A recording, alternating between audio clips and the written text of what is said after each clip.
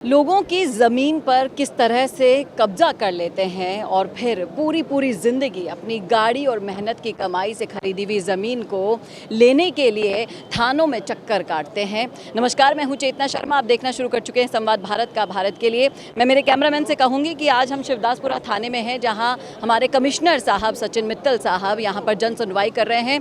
दिखाइए एक बार यहाँ पर कितने पीड़ित लोग यहाँ पर इकट्ठा हो चुके हैं। सबकी, जिनसे भी मैंने बात की अभी तक, सबकी एक ही यहाँ पर समस्या निकल कर आ रही है कि भाई साहब, अवैध कब्जा कर लिया गया है ज़मीन पर, कोई सुनने वाला नहीं है। लेकिन अब सुनवाई इस स्तर पर की जा रही है कि सारे के सारे पीड़ित एक जगह यहाँ पर इकट्ठा हैं।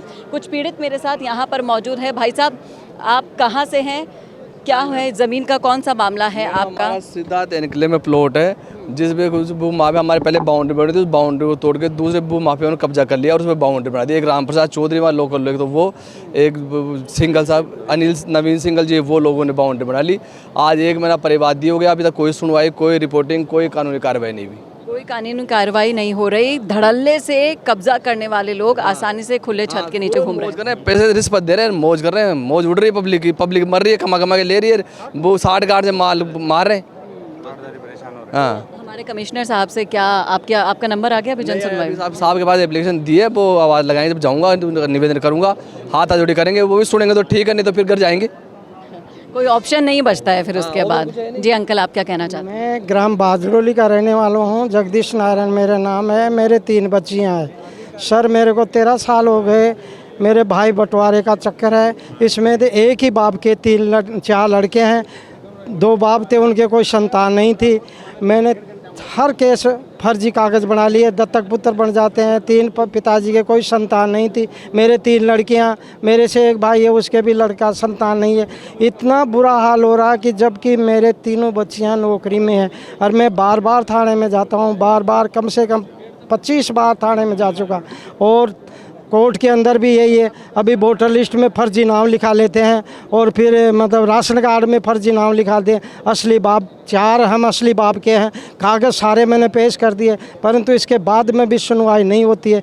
इस समय राजस्थान में सबसे ज़्यादा ज़मीन, औरत और धन, 3 के लिए चौथी कोई लड़ाई नहीं है। ये सही कहा अंकल ने, बिल्कुल। ये 3 लड़ाई चल रही है जो जोरों पर है।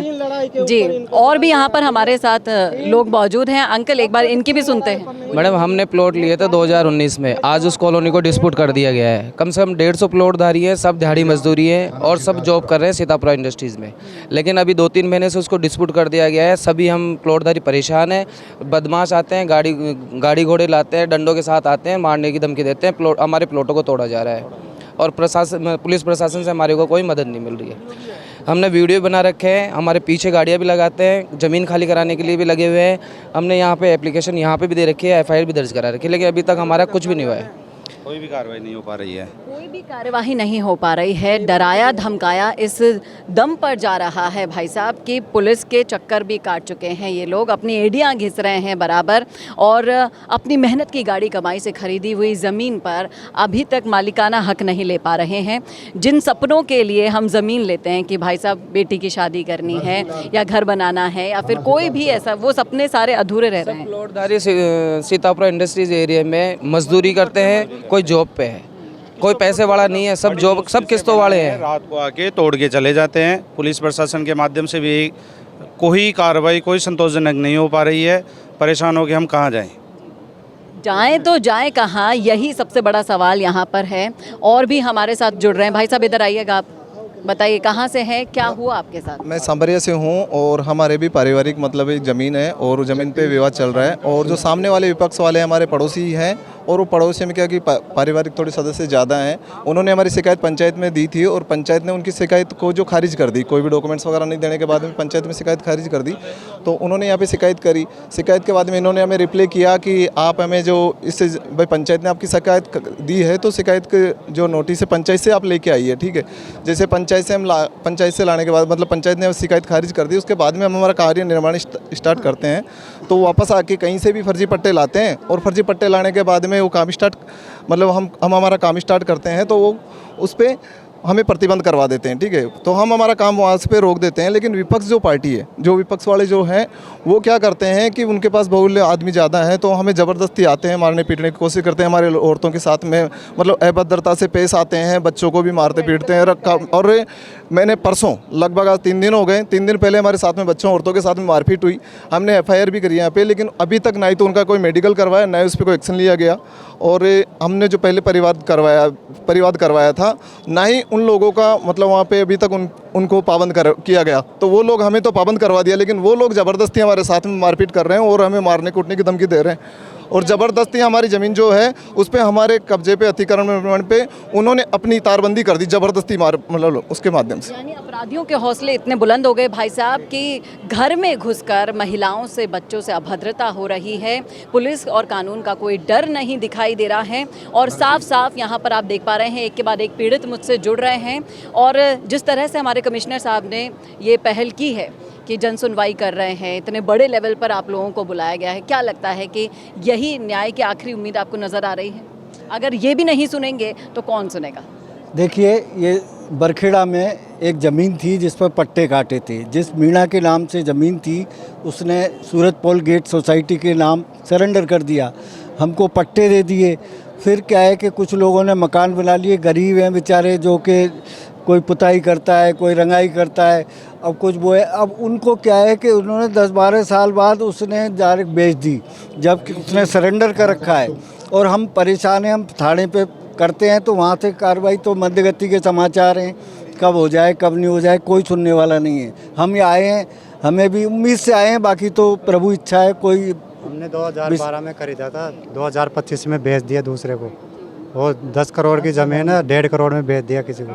तो देखा किस तरीके से फर्जीवाड़ा चरम पर है। अब आखिरी उम्मीद लेकर यहाँ पर जन सुनवाई में आए हैं। जी भाई साहब, देखिए मैडम, हम कोटखावदा तहसील से आए हैं। हमारे ग्राम पंचायत राडोली की ज़मीन थी, खातेदारी ज़मीन। तो हमारे SHO साहब ने रात्रि 9 बजे खड़े रहकर अतिक्रमण करवाया है। और 7 मार्च को रात को 9-10 बजे कुछ असामाजिक तत्वों के साथ SHO साहब वहाँ मौजूद थे। उसके बावजूद वहाँ पर पत्थर डाले गए और तार बाउंड्री आज की डेट में अभी तक धरातल पर कुछ नहीं हो रहा है। तो हम सब लोग गाँव वाले आए हैं, बहुत तगड़ा भ्रष्टाचार कर रहे हैं ये लोग खड़े रहकर वहाँ पे। तो आज हम उम्मीद लेके आए हैं कमिश्नर साहब के पास कि कुछ करेंगे।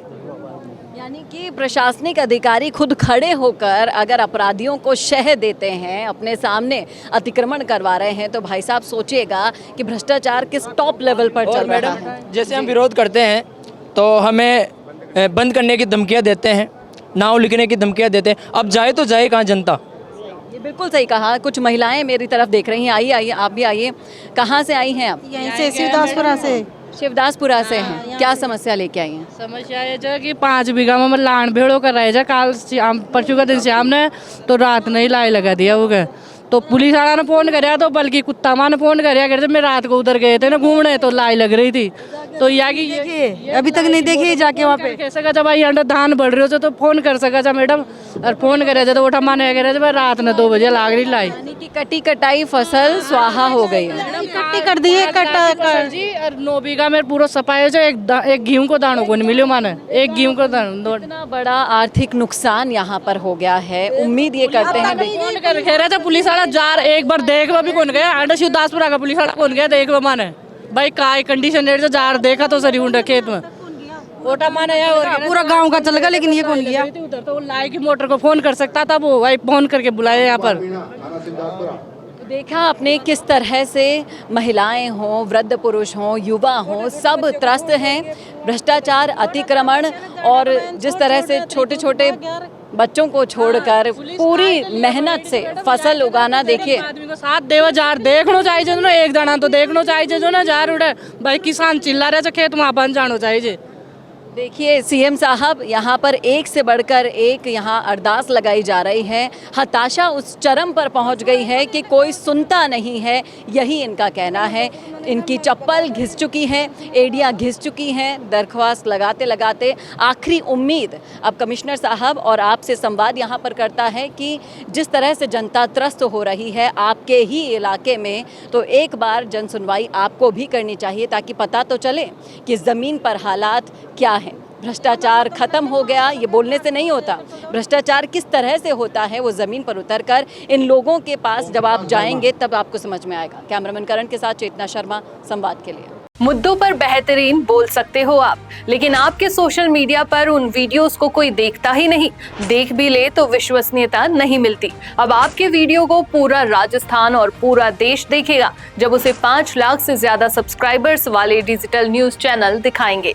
इंस्टा, फेसबुक पर 4 लाख से ज्यादा लोग उसे देखेंगे और न्यूज चैनल की विश्वसनीयता उसके साथ आपको मिलेगी। न्यूज एंकर के साथ स्टूडियो में पॉडकास्ट हो या बिजनेस को लाखों लोगों तक पहुंचाना हो, जुड़िए लाखों फॉलोवर्स और करोड़ों की रीच वाले चैनल से जुड़ने के लिए आज ही व्हाट्सएप करो 9549700549 पर।